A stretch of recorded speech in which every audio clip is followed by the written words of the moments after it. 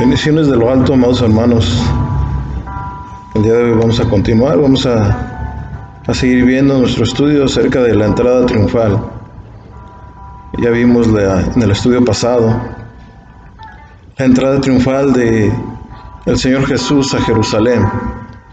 Vimos cómo el maestro iba entrando a Jerusalén montado en un pollino.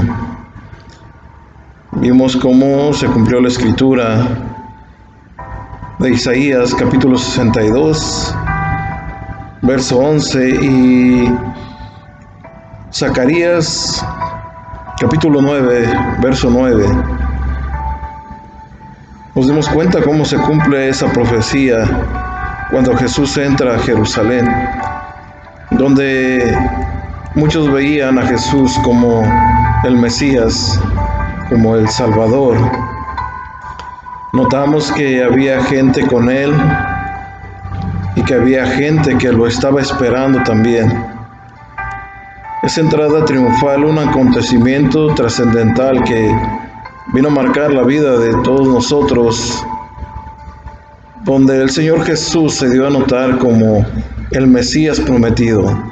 Al cumplirse las profecías de el profeta Isaías y Zacarías, nos damos cuenta que la palabra de Dios es verdad y que el Señor Jesús viene a cumplir la palabra del Señor. También debemos aclarar, ¿verdad?, que este evento no fue un evento de casualidad, que fue un evento de cumplimiento. Así que tenemos al Señor Jesús entrando abiertamente como el Mesías de Israel. El Hijo de David lo llamaban, tanto la gente que iba delante de él como la gente que iba detrás. Todos gritaban: Hosana al Hijo de David, bendito el que viene en el nombre del Señor. Les decía que íbamos a hablar acerca de esto. La palabra Hosana quiere decir salva ahora, o salve, o rey. En ese momento veían a Jesús como el rey, como el Mesías, como el Salvador. Recordemos que ellos lo veían como el Salvador del poderío romano y no como el Salvador de nuestras almas. Hosana quiere decir salva ahora, bendito el que viene en el nombre del Señor. Ahí citan el Salmo 118, capítulo 25 y 26, donde la palabra del Señor dice: Señor, danos la salvación, Señor, concédenos la victoria. Bendito el que viene en el nombre del Señor. Desde la casa del Señor los bendecimos. Y en el libro de Lucas dice: entonces algunos de los fariseos de entre la multitud le dijeron: Maestro, reprende a tus discípulos. Y él respondió y les dijo: os digo que si estos callaren, las piedras clamarán. Una hermosa palabra donde los fariseos buscaban cerrar la boca de los discípulos del Maestro. Hoy en día el diablo ha querido cerrar la boca de muchos predicadores, de muchos profetas, de muchos evangelistas, de muchos pastores, de muchos maestros, queriendo poner un tapón con todo lo que sucede. Pero nosotros tenemos que seguir clamando a nuestro Dios, seguir anunciando a nuestro Dios. La llegada del Rey de Reyes, recordemos, hermanos, que no era para reinar, que Él no venía, hermanos, como su Rey terrenal, venía como el Salvador espiritual. Habían ocurrido, hermano, tantas cosas hasta ese momento donde Jesús entra triunfante a Jerusalén, liberando al pecador, liberando al cautivo. El Salvador del mundo estaba entre ellos, el Salvador del mundo caminaba entre ellos. Los rechazaron por no ser el libertador que ellos esperaban. Recordemos que se hizo un azote de cuerdas en cuanto entró a Jerusalén, Al llegar al templo se hace un azote de cuerdas y los saca a todos los que estaban vendiendo en el templo del Señor. Y por eso confundían aún más a Jesús como un Salvador terrenal, como un rey terrenal, como el Mesías que ellos esperaban liberarlos del yugo romano. Había un clamor entre ellos diciendo Hosana al Hijo de David, que era un clamor mesiánico, que es mesiánico, que habla acerca del Mesías, o sea, el Hijo de David. Él era el Mesías, el Cristo, a quien el pueblo estaba esperando. Esto nos hace recordar, hermanos, que había un hombre que solamente unos días antes había recibido por parte del Señor Jesús la sanidad. Ese hombre era conocido como el ciego Bartimeo. Él clamaba, hermanos, a Jesús y le gritaba de esa forma, como el Hijo de David. Lo encontramos en Marcos capítulo 1, verso 46, que dice la palabra del Señor. Entonces vinieron a Jericó y al salir de Jericó, él y sus discípulos y una gran multitud, Bartimeo, el ciego, hijo de Timeo, estaba sentado junto al camino, mendigando, y oyendo que era Jesús Nazareno, comenzó a dar voces y a decir: Jesús, Hijo de David, ten misericordia de mí. Y muchos le reprendían para que se callase, pero él clamaba mucho más: Hijo de David, ten misericordia de mí. Él levantaba la voz con todas sus fuerzas, con un clamor desesperante, le gritaba al Mesías, Hijo de David. Le gritaba al Maestro, al Señor Jesús, Hijo de David.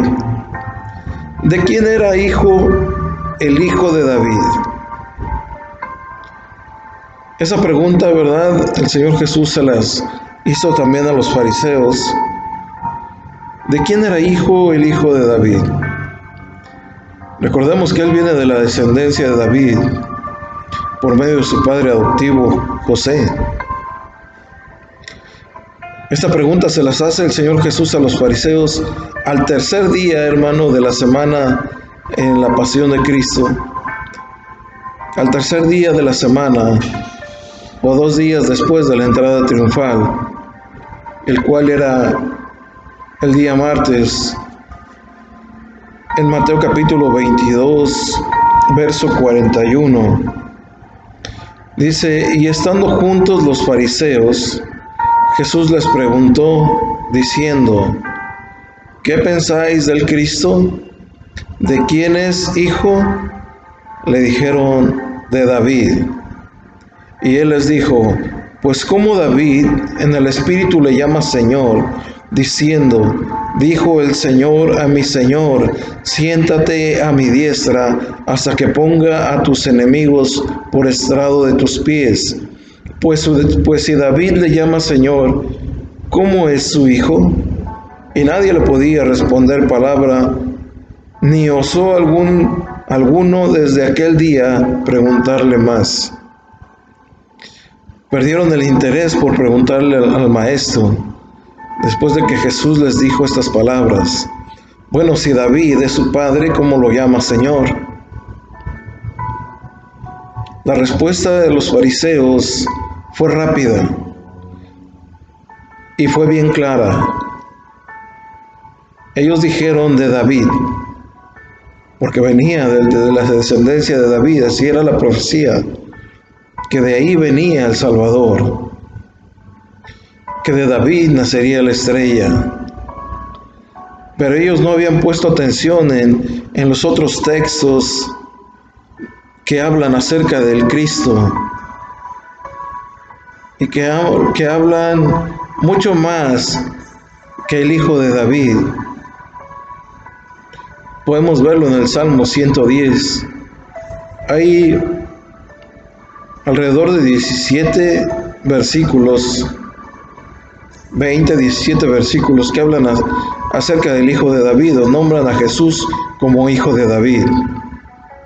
El Salmo 110, versículo 1 dice: siéntate a mi diestra. Esto lo escribió el rey David. hasta que dijo a mi Señor, siéntate a mi diestra, hasta que ponga a tus enemigos por estrado de tus pies. Jehová dijo a mi Señor. Es una expresión del rey David. Jehová dijo a mi Señor. ¿Y quién era su Señor? ¿De quién está hablando este salmo? ¿De quién está hablando estos versículos de la palabra del Señor? Pues nada más ni nada menos que de Jesús.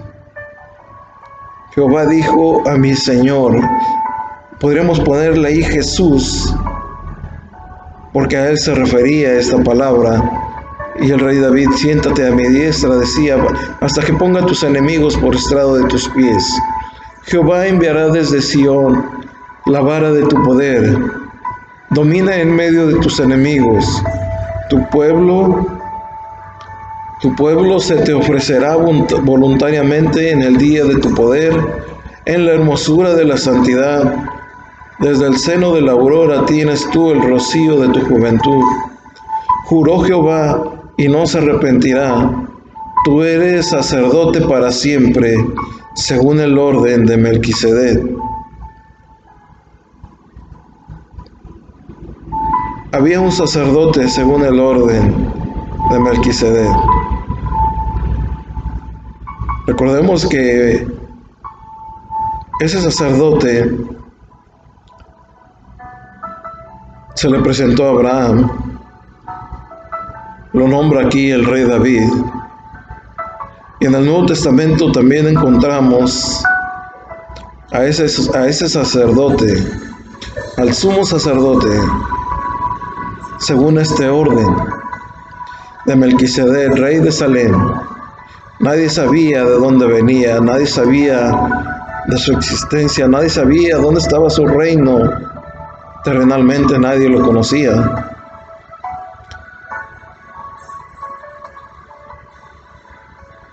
Nadie sabía de su sustancia, que es de la misma sustancia de Dios. Él era el Hijo de Dios, el que se apareció en ese lugar. Seguimos hablando de Jesús. Entonces David se refiere a él como su Señor. Y aunque la gente le gritaba Hijo de David, es porque se estaba cumpliendo la promesa, la profecía. Pero en realidad Jesús era el Señor de David. La explicación es que Jesús ya existía antes de David. Recordemos que todas las cosas, dice la palabra del Señor, fueron creadas, fueron hechas por Jesús, fueron formadas por Él y para Él. Pero en Él se cumplía la profecía que el Mesías venía de la simiente de David. Y por eso es esa expresión. Pedían salvación al Hijo de David, pedían ayuda, pedían socorro. Como dijo uno de los reformistas hermanos de la iglesia, Juan Calvino, fue uno de los hombres que reformó la iglesia juntamente con Martín Lutero. Ellos reformaron la iglesia porque la iglesia ya estaba deformada y quisieron tomar a la iglesia y ponerla en un nuevo rumbo, o en el rumbo más bien de la idea original de Dios, yéndose a lo que dice la palabra del Señor, escuchando los mandamientos de Dios y no mandamientos de hombres. Y por eso ellos fueron los reformadores de la iglesia, porque la iglesia católica ya la había deformado, la iglesia romana la había deformado. Así que Juan Calvino tenía razón en su expresión cuando decía que los escribas tenían un error malvado y equivocado al esperar que el Redentor viniera sobre la tierra y solamente fuera netamente terrenal y de linaje humano. Eso era lo que esperaban los escribas. Ese era el Mesías que ellos anhelaban, que ellos esperaban. Calvino estaba, hermano, en lo cierto, porque la evidencia decía mucho más acerca del Hijo del Hombre. Hablaba mucho más las Escrituras. Las profecías estaban cumpliendo. Pero no venía a los fariseos, no venía al pueblo de Israel como un salvador político. Esperaban un Mesías hombre que los liberara del dominio romano, pero no fue así. Si en cambio hubo alguien que pudo ver en Jesús a ese Salvador divino, y esos fueron los apóstoles del Maestro. Los apóstoles de Jesús creían que Jesús era divino, que Él era el Mesías, pero no entendían por qué razón eran necesarios sus sufrimientos. No entendían por qué razón era necesario que Él fuera a la cruz. Recordemos que dice el libro de Mateo, hermanos, que el apóstol Pedro le dio a Jesús una contestación cuando el Maestro le preguntó: ¿quiénes dice la gente que soy yo? Unos decían, ¿verdad? Cuando otros de los discípulos decían, unos dicen que eres Juan el Bautista, otros dicen que eres el Cristo. Sin en cambio, Pedro dijo unas palabras muy ciertas: tú eres el Cristo, el Hijo del Dios viviente. El Señor Jesús le dijo unas palabras, hermano. Le dijo: no te lo reveló ni sangre ni carne, sino mi Padre que está en los cielos. El mismo Dios se lo estaba revelando a Pedro. Y aún Pedro, hermano, aún después de que el Señor le dijo que le iba a dar las llaves del reino de los cielos, comienza a contrapuntear a Jesús diciéndole que no era necesario que Él fuera a la cruz. Fue uno de los que entendió tarde esto, pero lo entendió. Que Jesús, hermano, no era un revolucionario contra los romanos. Que Jesús venía a salvar nuestras almas. Y el Señor Jesús, ¿verdad? Cuando Pedro le decía que no era necesario que padeciera, que sufriera, que fuera golpeado, que fuera bofeteado. Cuando el apóstol Pedro, hermano, le estaba diciendo esto, el Señor Jesús le dijo: apártate de mí, Satanás. Porque no es lo que el hombre piensa, sino lo que Dios quiere, y sus planes se cumplen. Pedro pudo entender muy tarde esto. Dice la palabra del Señor que él negó al Maestro, pero pudo entenderlo después, y fue uno de los precursores de la iglesia. Fue uno de los que estuvo ahí en el aposento alto. Fue uno, hermanos, de los que recibieron al Espíritu Santo, recibieron la promesa. Los apóstoles del Señor Jesús creyeron que Jesús era divino, que Él era el Mesías, y que su sufrimiento en la cruz fue necesario. Cuando ellos lo vieron, hermano, que estaba de pie delante de ellos, después de haber resucitado. Aquí tenemos un problema, hermano, al no entender que los romanos, que los israelitas, que los judíos no pudieron entender, hermano, que ellos necesitaban perdón de pecados. Y ese es el ejemplo que el Señor Jesús vino a mostrarnos: perdonar los pecados. Si nos damos cuenta en las Escrituras, en los Evangelios, el Señor Jesús le perdonaba los pecados a las personas y los sanaba. Y de esa manera mostraba su divinidad, y de la misma forma también estaba mostrando su misión. Estaba mostrando el por qué vino a este mundo. Estaba mostrando por qué puso los pies sobre esta tierra. Estaba mostrando la razón por la cual Él, como el Cristo, se había hecho hombre y estaba entre nosotros. Que Él dio su vida en la cruz del Calvario por los pecados de la humanidad, no para que fueran salvos de Roma o libres de Roma. Ahora, regresando al Hijo de David, el texto del Salmo 110, dice dos cosas sobre el Señor Jesús. La primera es que Jesús es el Hijo de Dios e Hijo de David, y que está sentado a la diestra del Padre en la gloria. En Marcos capítulo 16, verso 19, dice: después de hablar con ellos, el Señor Jesús fue llevado al cielo y se sentó a la derecha de Dios. Por eso sabemos que el Señor Jesús está sentado a la diestra del Padre. Y ahí cerquita, ahí al oído del Dios Todopoderoso, el Señor Jesús argumenta por ti y argumenta por mí. Que esa entrada triunfal